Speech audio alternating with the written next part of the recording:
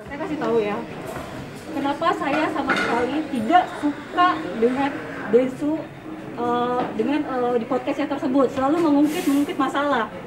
Karena anak saya ini sudah umur 11 tahun, dia sudah main sosmed, ya. Dan sedangkan saya ibu yang susah payah membesarkan dia sambil kerja, sambil mengembalikan mental dia. Kalau misalnya itu terus-menerus diungkit, mau 20 tahun, 30 tahun, orang yang tadinya tidak tahu menjadi tahu, orang yang tadinya lupa menjadi ingat. Kalau misalnya netizen serangnya ke saya nggak apa-apa, tapi kalau bisa serangnya ke anak saya gimana? Gimana mental anak saya gitu? Dia seharusnya mikir itu. Ya, lalu berikutnya begini. Ada beberapa orang yang mengatakan kasihan kepada yang merasa menjadi korban begitu dalam postingan tersebut, kasihan. Begini, kita orang dewasa tidak perlu dikasihani. Saya mau sampaikan, Ferni tidak perlu dikasihani juga. Yang perlu dikasihani adalah anaknya. Anak usia 11 tahun nih.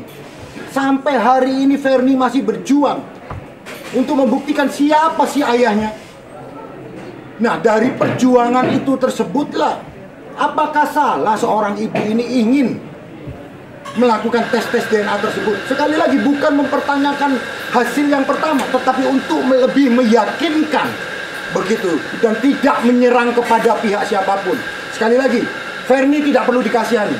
Sebagai seorang ibu, dia berjuang mencari nafkah untuk kebutuhan anaknya. Pertanyaannya, mata kita harus tertuju kepada anak itu. Anak usia 11 tahun yang tidak punya sholat, tidak punya dosa, harus tersangkut. Marilah kita pandang anak itu untuk kedepannya supaya mentalnya adalah menjadi mental anak yang sehat. Itu aja. Kak Ferry sampai saat ini masih yakin bahwa Densu adalah ayah biologis dari Putri Kak, dari anak Kak Ferry?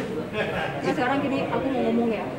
Kalau kita seperti apa yang dia keluarkan atas pencemaran nama baik, sama dia keluarkan atas kerugian dia, kalau saya mau bicara seperti itu, saya pun rugi. Dari tragedi pertama sampai tragedi kedua, dia nggak tahu sama sekali perjuangan saya seperti apa. Sebagai ibu yang harus bekerja, yang harus mengembalikan mental anak saya. Ketika dia di rumah sakit, maki-maki depan anak saya, teriak-teriak sampai satu rumah sakit semuanya. Lihat, dia nggak mikir itu perjuangan saya. Kalau misalnya dia pernah kerugian dia dari segi materi, saya juga kerugian saya juga ada dari materi. Saya pernah loh, satu hari nggak makan anak saya. Saya prelok barang-barang baju saya 20.000, 30.000 untuk apa? Makan. Kalau mau ngomong kerugian materi, kita ini sama-sama. Maksud saya gini, kita ini udah sama-sama bahagia. Dia sudah bahagia sama istrinya. Saya juga udah bahagia dengan anak-anak saya. Anak saya 2, cowok cewek. Mau apa lagi yang saya cari? Saya ini lagi fokus memperbaiki ibadah saya, fokus memperbaiki diri saya, fokus memperbaiki pekerjaan saya. Terus dia ngungkit terus menerus. Ini kasihan. Yang saya pikirin adalah mental anak saya, gitu. Tapi triggernya ini di awal